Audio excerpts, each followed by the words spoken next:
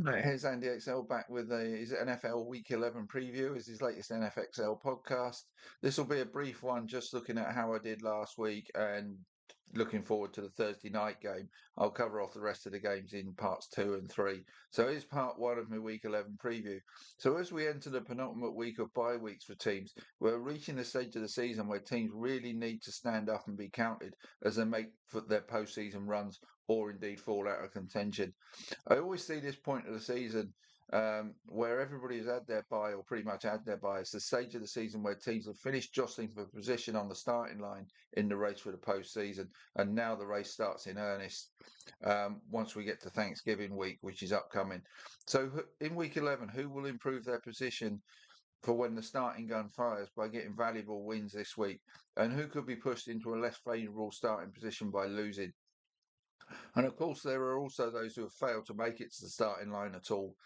Last week, I called 10 of 14 winners correctly. The AFC East was my nemesis, though, as I did not have the Pats, Dolphins, and Jets winning. The other game I missed out on being the Saints' surprise win over the Panthers. So 10 of 14 last week, much better effort. That takes me to 65.4% for the season. With 15 games in week 11, I would be disappointed if I don't get double figures again this week. Thursday night football. But this isn't the most attractive game, and that's why I'm not going to spend a lot of time on it, to be honest. It's the New York Jets at the New England Patriots. The Patriots come into this one off the back of a big win in Tampa that has put clear water between them and Buffalo in the AFC East. So a win here could be another step towards a divisional title and would also keep them at the head of the race for top seeding in the AFC. The Jets' special teams got them a win over Cleveland in week 10, but the defense has lost its best players and the offense was just awful against Cleveland. The only ray of hope for the Jets, unless the special teams perform another miracle, is their run offense, which does get yardage, but even they struggle to get into the end zone.